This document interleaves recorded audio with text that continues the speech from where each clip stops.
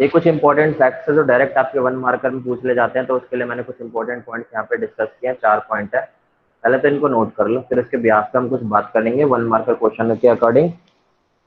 तो जैसे ही कंप्लीट हो जाए तो डन बोल देना।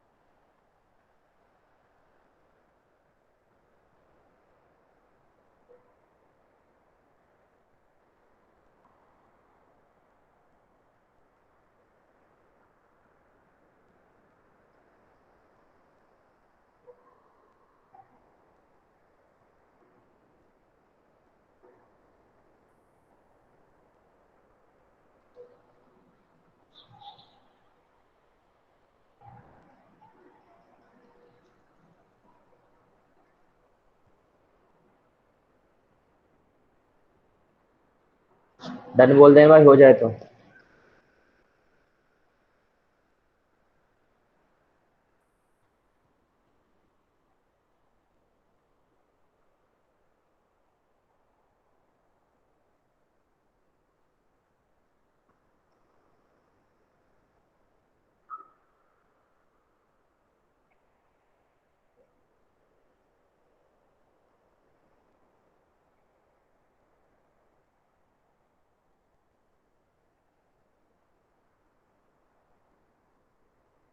Done sir.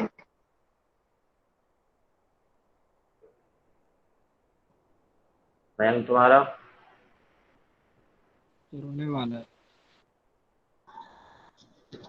अब इसके बाद जो मैं क्वेश्चन आपको डिस्कस करूंगा उसके अंदर से कुछ जो जो चीजें होंगी वो आप उस पर लिख देना, स्पेशल पॉइंट या स्पेशल हाईलाइट हेडिंग डाल के रखना, क्योंकि वो बारीक चीजें हैं जहां पर बच्चों को सबसे ज्यादा दिक्कत होती ही रहती है हमेशा। मोटी मोटी चीजें अभी तक हमने सारी की सारी रीड कर ली है, इसके अंदर हो गया।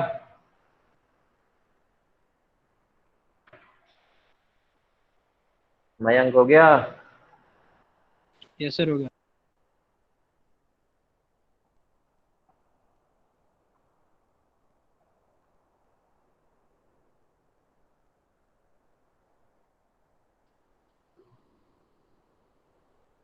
विकेट बंद कर लिया।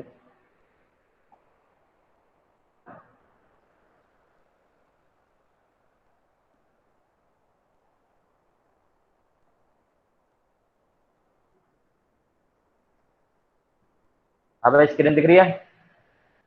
Yes sir. ओके, तो क्वेश्चन नंबर फर्स्ट देखते हैं। क्वेश्चन नंबर फर्स्ट कहता है which of this industry was badly affected during colonial rule. तो सबसे पहले ये बताओ कि जब मैंने कोलोनियल रूल की बात करी थी तो वहाँ इंडस्ट्रियल सेक्टर की मैंने बात करी थी, तो क्या इंडस्ट्रियल सेक्टर में मैं कहीं पर भी मैंने सीमेंट की बात करी थी? No sir. क्या पेपर की फैक्ट्री की बात करी थी? No sir. No, क्या sir. स्टील एंड आयरन की बात करी थी? No. नो हर सर। बार मैं किसकी बात कर रहा था? हैंडीक्राफ्ट। तो which of this? Handicraft. Handicraft. Second question क्या था, what is the motive of British rule in developing transportation in India? Transportation को बढ़ावा क्यों दिया था, मतलब रेलवे को बढ़ावा क्यों दिया था? मेन है कहता है for growth of industrial sector, for benefit of Indian companies, to increase the demand of British goods, all of this.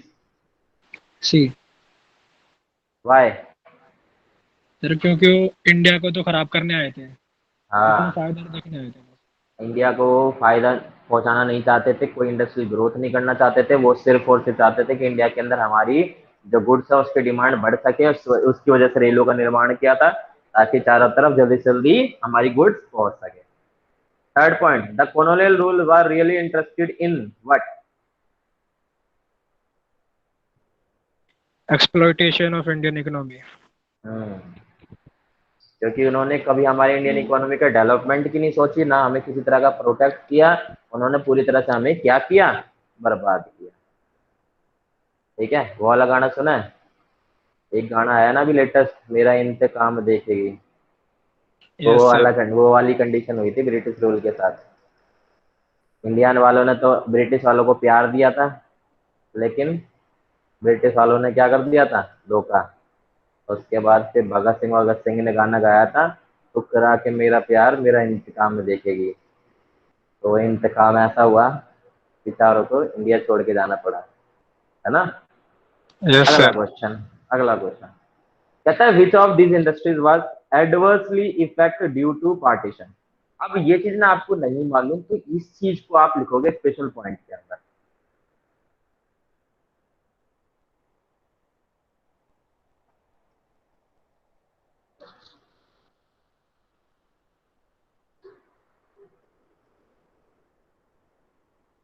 Answer है इसका सी।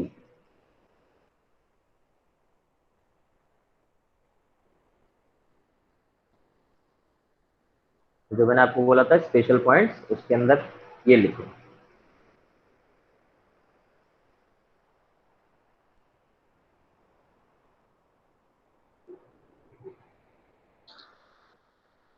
और ये जो लोकेटेड थी, ये भी लिखना है, लोकेटेड इन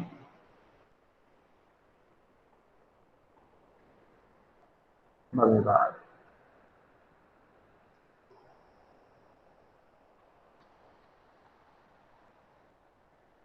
हो गया सर। हो गया, अगला क्वेश्चन पढ़ो। कहता है before the British rule the country's economy was characterised by which kind of?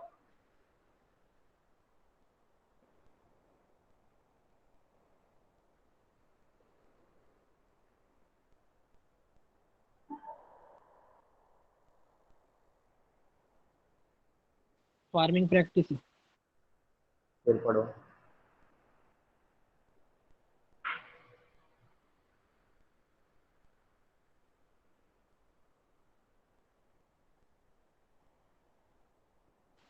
Sir British rule से पहले तो इंडिया में बस फार्मिंग ही तो थी 85%। 55% फार्मिंग पे तो थी, लेकिन हमारी जो पहचान थी वो किससे थी? सोने की चिड़िया। पहचान थी हमारी हैंडीक्राफ्ट से, मैन्युफैक्चरिंग एक्टिविटीज से। और अगर ये बोले कि इकोनॉमिक डिपेंडेबल किस पे थी, इकोनॉमिक डिपेंडेबल मतलब इकोनॉमिक कंट्रीब्यूशन में सबसे बड़ा हाथ किसका था?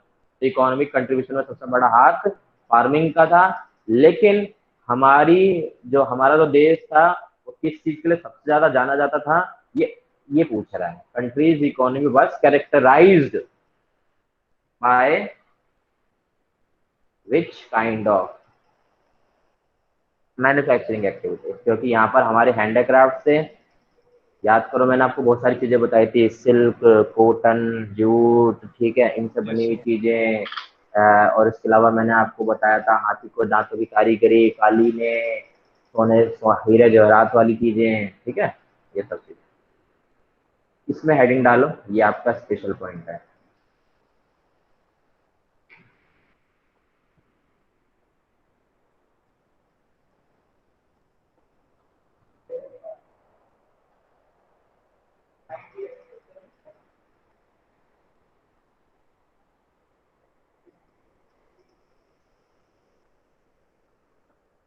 अमर्त्य सेन।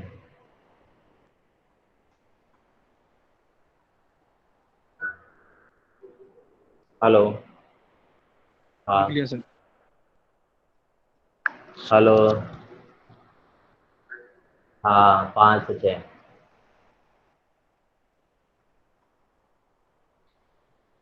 हो गया भाई, आगे बढ़े।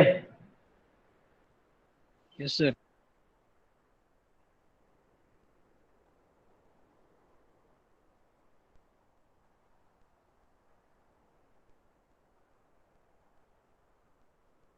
तो इसके बारे में तुम्हें बहुत अच्छे से मालूम है। 7वां प्रश्न, हर्षिता बताएगी।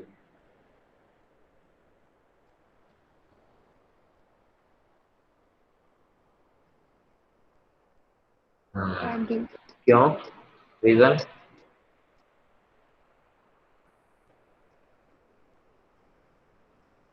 Cash crops, raw material, material ठीक है। बेचते थे वो। है, क्या बोला। फिनिश तो वो बेचते थे हाँ, ब्रिटिशर्स। फिनिश फिनिश गुड्स में ब्रिटिशर बेचते थे, और हम रॉ मटेरियल बेचते थे, रॉ मटेरियल हमारा प्राइमरी गुड्स के अंदर आता है। अगला क्वेश्चन पढ़ो।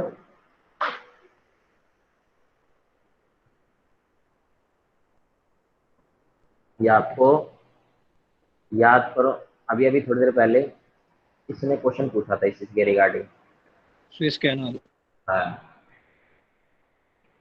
इसका आंसर है स्विस कैनाल, ठीक है। क्योंकि जो ब्रिटिश ने इंडिया के ऊपर जो फॉरेन ट्रेड कंट्रोल किया था, उसके अंदर उन्होंने कैटेगराइज करा था इसके बिहाफ पे, ठीक है। तो इस चीज को याद रखना, मतलब मैंने वहां जो स्विस कैनाल के बारे में 4 लाइनें लिखी है, वो अगर याद रहेगी ना, वो तो तुम्हें 1 नंबर दिलानी ही दिलानी, 1 नंबर। अगला क्वेश्चन पढ़ो, ये शायद तुम्हें नहीं मालूम, लेकिन तुक्का मार सकते हो इसके अंदर।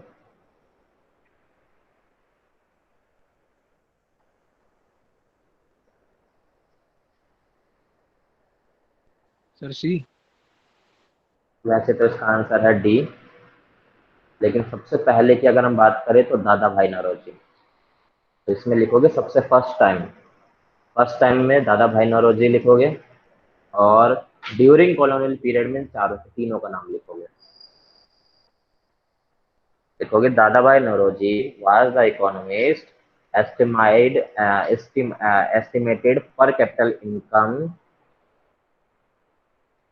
First time during colonial period. फिर उसके बाद इन तीनों का नाम लिखोगे ड्यूरिंग कॉलोनियल पीरियड।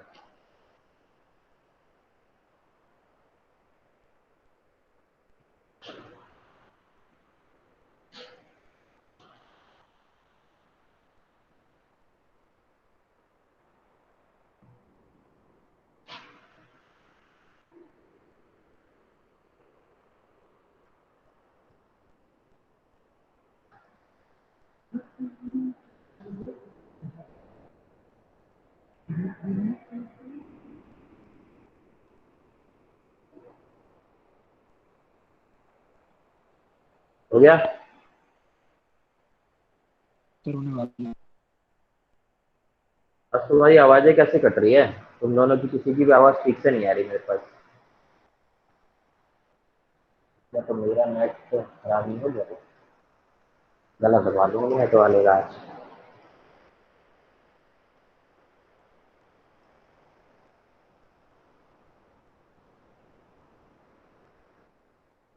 मेरे पास भी नहीं आ रही। मेरी आ रही है।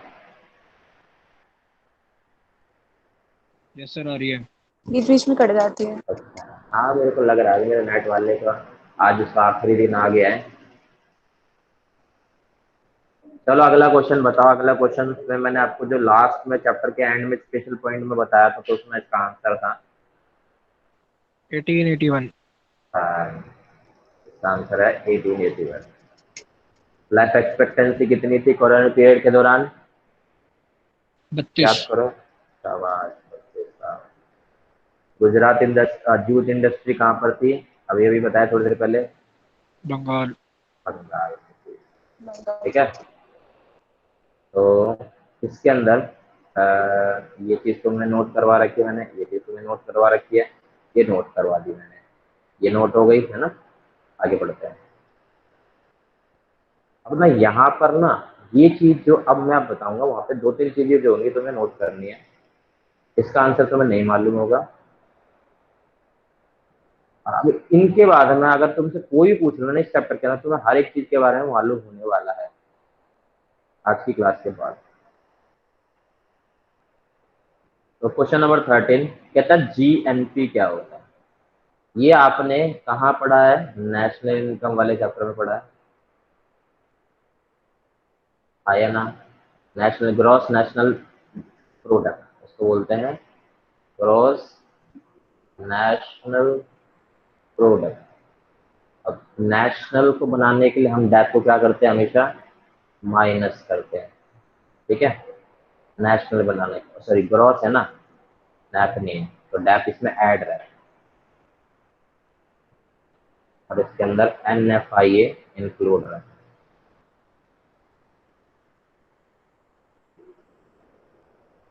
आज का प्रदर्शन दे दिया इसमें।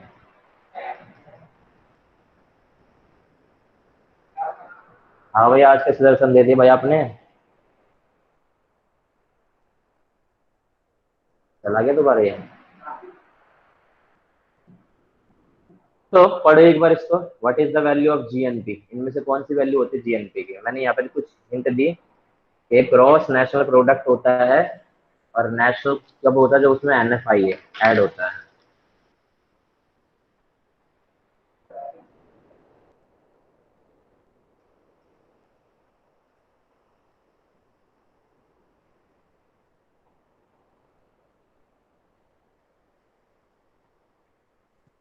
हाँ जी, बोलेंगे तो जरूर आएगी।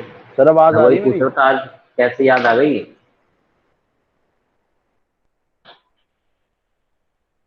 अरे सर मैं ध्यान नहीं रहा मेरे, मैंने अभी मोबाइल खोल के देखा, लिंक आ रखा है। हाँ भाई, तो बताओ इसमें आपके सामने चार ऑप्शन है। जीएनपी, जीएनपी का मतलब है ग्रॉस नेशनल प्रोडक्ट, और नेशनल तब बनता है जब उसमें NFIA ऐड होता है। NFIA होता है क्या है? NFIA होता है net factor income, net factor income from abroad.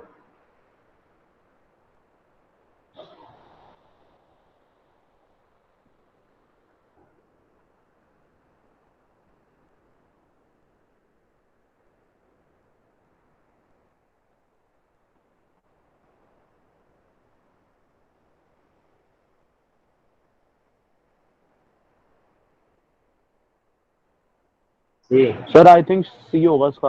एक चीज का ध्यान रखना है, कभी भी इंटरमीडिएट की वैल्यू नेशनल इनकम में काउंट नहीं होती। इंटरमीडिएट की वैल्यू। अब मैंने दूसरी हिंट दे दी आपको, अब बताओ।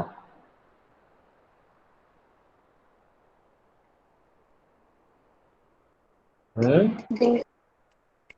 सर बी, बी है फिर तो। ठीक है, अब इसमें और इसमें डिफरेंस बताएगा कोई मेरे को? इसमें और इसमें सर ये डी वाले में से उसमें क्या है वो सिर्फ किसी भी डोमेस्टिक है।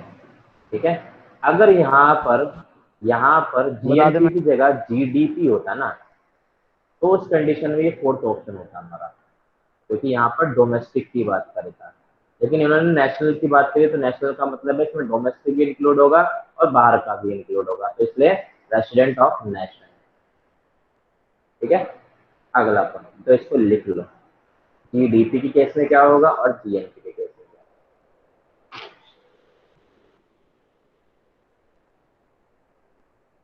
और तीसरा पॉइंट ये डाल देना कि नेशनल इनकम के अंदर कभी भी हमारे इंटरमीडिएट का प्रोडक्शन वगैरह काउंट नहीं होता।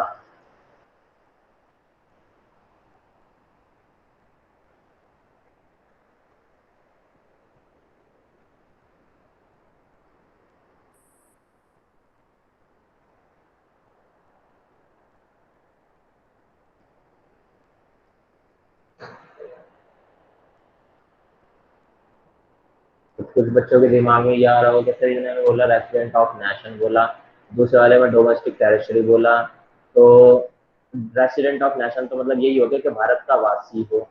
अब वो भारत का वासी है तो मतलब भारत के अंदर ही होगा, तो भाई रेसिडेंट ऑफ नेशन का मतलब है कि हमारे देश का वासी वासी है, बट वो बंदा चाहे हमारे देश के अंदर प्रोड्यूस करे या चाहे देश के बाहर प्रोड्यूस करे, सब कुछ काउंट होता है। लेकिन डोमेस्टिक टेरिटरी के विद इन बोल दिया तो मतलब वो अंदर अंदर ही काउंट होगा, तो इसलिए हम उसको डोमेस्टिक बोलेंगे, जीडीपी का पार्ट बोलेंगे, जीएनपी का पार्ट नहीं बोलेंगे।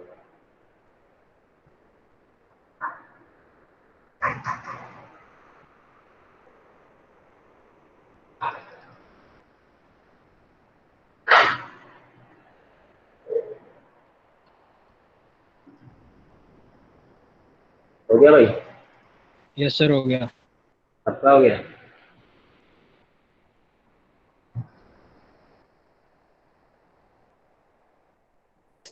Yes sir. तो अगला वाला क्वेश्चन देखते हैं। अगला वाला क्वेश्चन बहुत ही प्यारा क्वेश्चन है और आपको पता है, अगर पता है तो बता दो फिर। सर डी होगा। Sir D monopoly D. और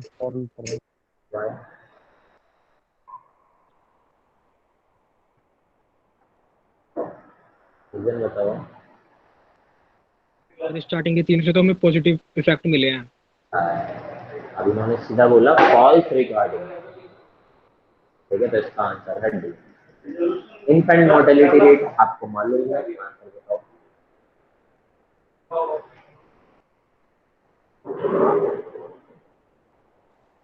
डी सर।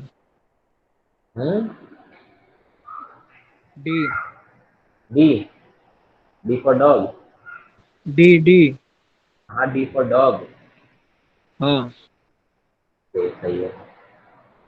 अगला वाला भी मालूम है तुम्हें बहुत अच्छे से, ये भी मैंने बता रखा है।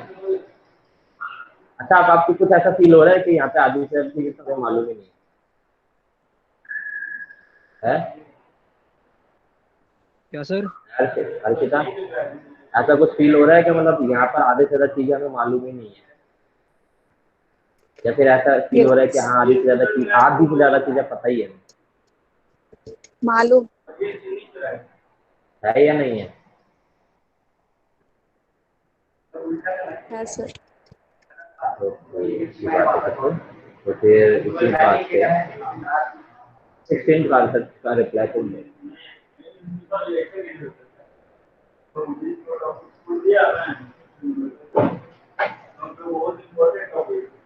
सर नंबर 20 होगा सर वो। सर बी होगा, बी। बी होगा। पक्का? आवाज आ रही है। पक्का? Yes sir. जी। यस सर, बी होगा। B B. अगला, इसके मैंने बहुत अच्छे अच्छे एग्जाम्पल, ध्यान रखना, मैंने आपको बोला था इसमें थ्योरेटिकल क्वेश्चन नहीं आएगा, इससे क्वेश्चन आएगा कि 1 मार्क।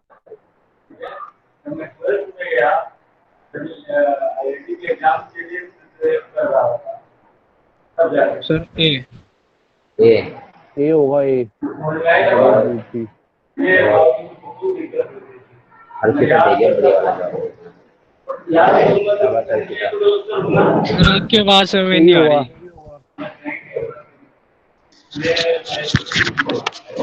हर्षिता बताएगी, हर्षिता।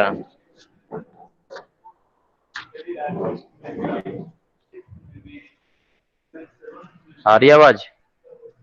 हाँ सर, अब आ रही है। सर आ रही है। बताए हर्षिता कहाँ गई?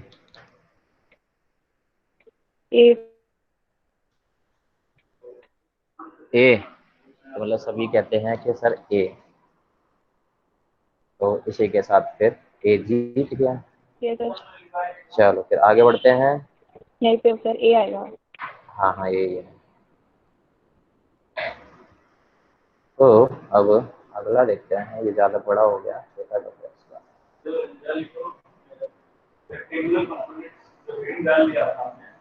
अच्छा, तो अब बताएगा सर बी। बी। इन्होंने यस बोला sir. Death rate and birth rate at the time of independence. Sir B यहाँ पर था। मैंने स्टेजेस की बात करी है, याद करो मैंने स्टेजेस के बारे में बताया था कुछ, मेरे यस रिकॉर्डिंग सर। सुनी हो तो उसमें मैंने तुम्हें तीन स्टेज। बताया था कि 3 स्टेज थी, और इनमें से 21 के बाद हमारी दूसरी स्टेज शुरू हो गई थी, और यस दूसरी सर। स्टेज में हमने क्या देखा था? बर्थ रेट कंट्रोल नहीं हुआ था लेकिन डेथ रेट कंट्रोल में आ गया था। बर्थ रेट कंट्रोल में नहीं होता लेकिन डेथ रेट कंट्रोल में आ गया था। हाँ जी। और अगर मैं इसको फर्स्ट स्टेज की बात करूँ तो सर ए। बिफोर, यहाँ पर ध्यान रखना, यहाँ पे ना एक चीज लिखा हुआ आएगा, बिफोर 1991, ये लिखा हुआ आएगा, ध्यान रखना। ए। या फिर ये लिखा होगा बिफोर ग्रेड डिवाइडेड ईयर, ठीक है। तो अगर बिफोर ग्रेड डिवाइडेड ईयर है तो it is my answer, after grade divided year है तो दिस इज माय आंसर, ठीक है। अच्छा, ये बताओ।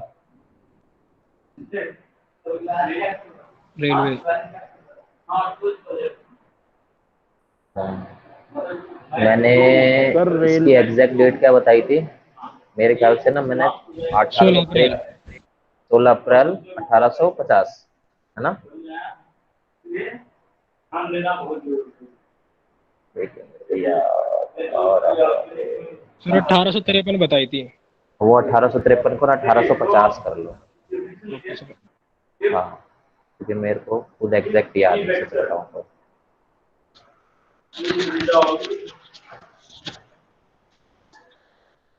सो अगला वाले का आंसर बताएगा वैभव।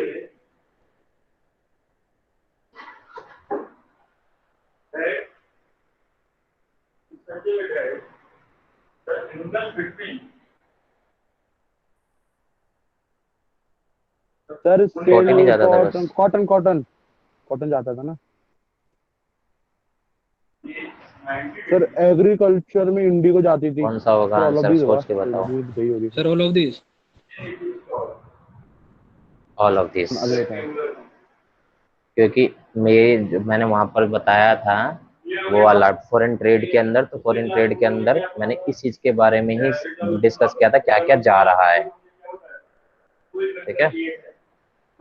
तो अब मैं तुम्हारे सामने क्वेश्चन रखूंगा और उसमें मुझे तुम्हें ये बताना है ट्रू है या फॉल्स है।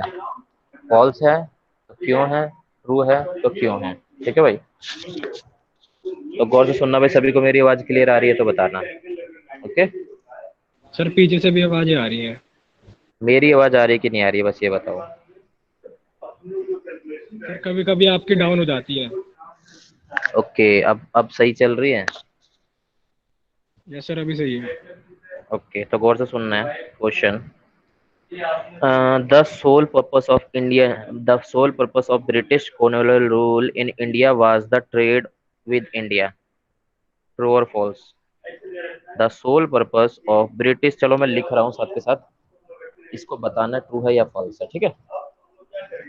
ज्यादा बेस्ट रहेगा।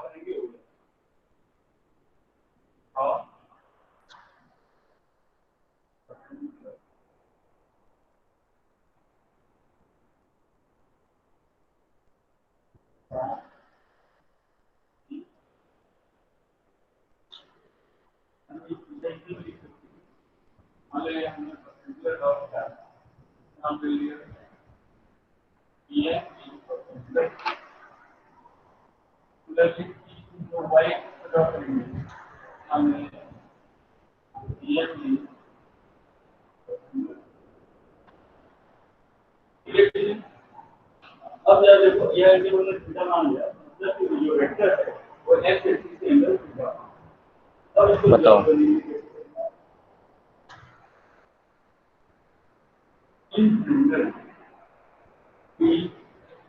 Sir false. फॉल्स है तो क्यों फॉल्स है? सर ब्रिटिश तो फॉल्स। का तो सोल था उनका कि मोटिव ओनली इंडिया को एक्सप्लॉइट करने का था। हम्म। इंडिया की इकोनॉमी खराब करने आए थे, वो तो अपनी इकोनॉमी यहाँ पे पूरी हम्म। करने आए थे। इंडिया को एज अ मार्केट बनाने आए थे, ना ही हमारे साथ कोई व्यापार करने आए थे, तो इट इज फॉल्स। सेकंड,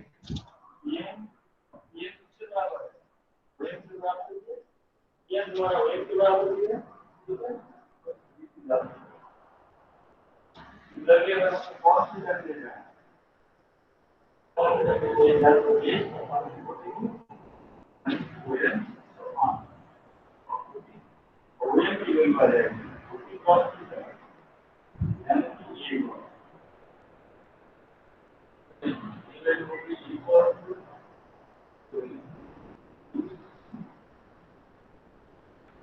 मैं मान लो वेक्टर ए कंपोनेंट के फॉर्म में लिखती हूँ। ट्रू और फॉल्स अभी अभी बताया मैंने। Yes sir. क्या नाम बताया था? दादा भाई नारोजी। हाँ दादा भाई नारोजी। हाँ। अगला है तो ये भी हमारा फॉल्स है। सर ये कौन था दादा भाई नारोजी? ये भाई हमारे फर्स्ट इकोनॉमिस्ट थे जिन्होंने हमारे कॉलोनियल रूल के टाइम पे हमारी पर कैपिटा इनकम क्या होती है इसको निकालने का सिखाया था। मतलब अपनी एक थ्योरी दी थी जिसमें इंडिया की पर कैपिटा इनकम कैसे निकाली जाए ये बताया गया था। अगला है ओके सर।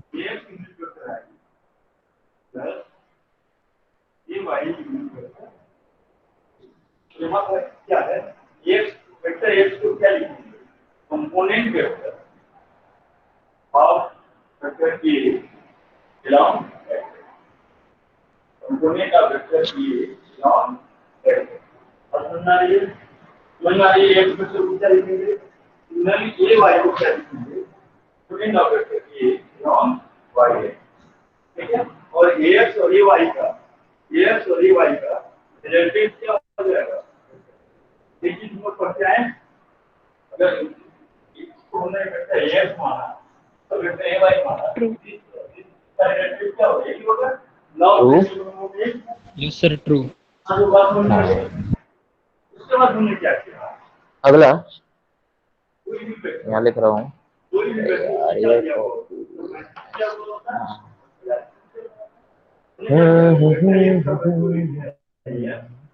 ये क्या हो गया magnitude of component of vector in X magnitude of component of vector in X ठीक है। That is given as A I cap क्या शो कर रहा है बिलोंग एक्स एक्सिस आई के यूनिट वेक्टर किसके लंब होगा एक्स एक्सिस के लंब होगा तो ये आई कैप शो कर रहा है और ये वाई एक्सिस के लंब इसका मैग्नीट्यूड होगा और ये क्या कर रहा है ठीक है। हम लोग इसका मतलब क्या हुआ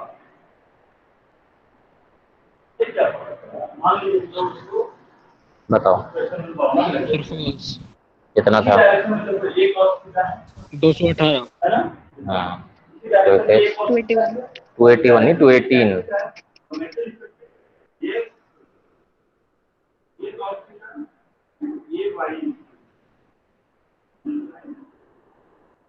अगला है ठीक है ये बात समझ आई ये और ये साइन थीटा लिखना है वाई के नाम और इसी के नाम हमारा यार मेरे को ना हिम्मत आ रही है। ये वाई मैंने ना सही बताया था तुम्हें फर्स्ट रेल अरे यार ओए तुम ना कंफ्यूज हो जाओगे एक चीज में। इस चीज को ध्यान रखना। क्या ध्यान रखना? देखो द फर्स्ट रेल इन ये लिखना है आपको ये इस क्वेश्चन नहीं है। The first rail was introduced in 1850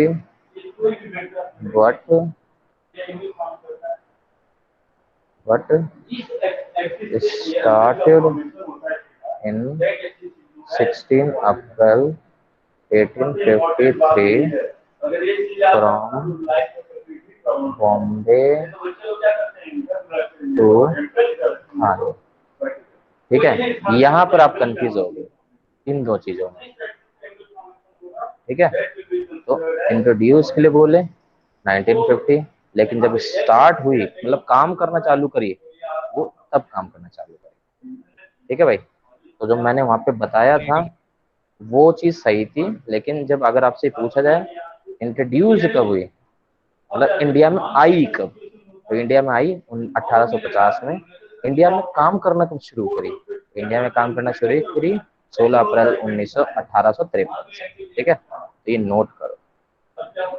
अब इसमें कंफ्यूजन नहीं है कभी तो अब यहाँ पर क्वेश्चन है अगला। हॉरिजॉन्टल कंपोनेंट क्या हो रहा है? तो ये एक्सिस से लाइन से वो एंगल थीटा फॉर्मेशन हो रहा है। बताना ट्रू है फॉल्स है। जो बोर्ड पे लिखा हुआ है बहुत इंपॉर्टेंट है। आज लग रहा है क्या लग रहा है कल आए थे इनमें से कोई? वो नहीं आया था? नहीं सर, वो 8 बजे सोकर के उठा, तब तक हम लोग उसका इंतजार करके क्लास करके और इंतजार करके सही है। और देखिए सर आज बहुत इम्पोर्टेंट टॉपिक हमें लग रहा है उसको याद है 4 बजे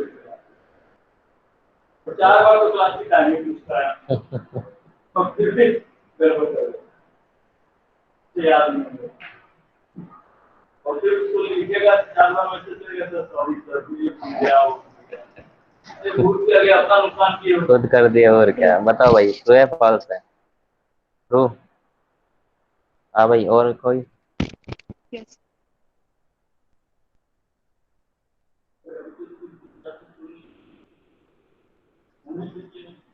तो भाई इसका आंसर है फॉल्स। रीजन है लिखो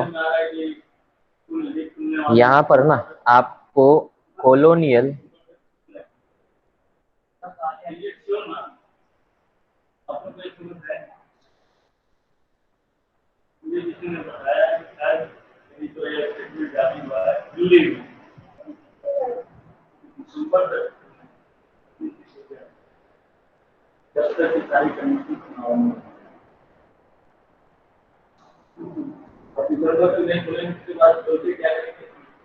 एग्जाम लेंगे सीधा सीधा पेपर लेने के लिए बुलाएंगे बच्चों को।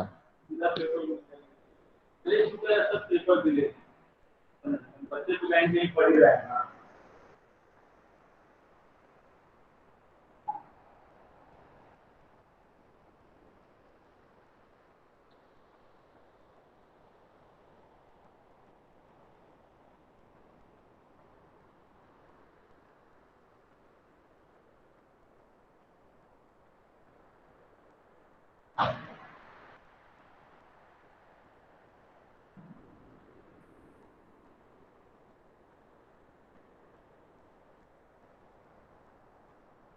तो एक लास्ट टॉप पॉइंट था जो सर स्टैंजेंट कॉलोनियल इकोनॉमिक इकोनॉमी, बता दो। स्टैग्नेंट इकोनॉमी के अंदर स्टैग्नेंट इकोनॉमी को ही हम अनडेवलप्ड इकोनॉमी बोलते हैं। Okay sir. हाँ stagnant economy undeveloped economy is similar or colonial economy is differ from both these economy। ठीक है भाई। तो मैं तुम्हें कुछ चीजें सेंड करूंगा उसका तुम्हें अपने अकॉर्डिंग आंसर्स बनाने हैं और मुझे सेंड करने हैं। अब इस चैप्टर के अंदर कुछ रहा नहीं है, नेक्स्ट क्लास से हम करेंगे नेक्स्ट चैप्टर की स्टार्टिंग और मैं बताऊंगा प्रीवियस ईयर के कौन कौन से क्वेश्चन इस चैप्टर में से आए हैं वो तुम्हें मैं नेक्स्ट क्लास में बताऊंगा। तो आज के लिए भाई इतना ही, मिलते हैं हम नेक्स्ट क्लास के अंदर। ठीक है भाई, ओके सर। चलो मिलते हैं नेक्स्ट क्लास के अंदर। पेपर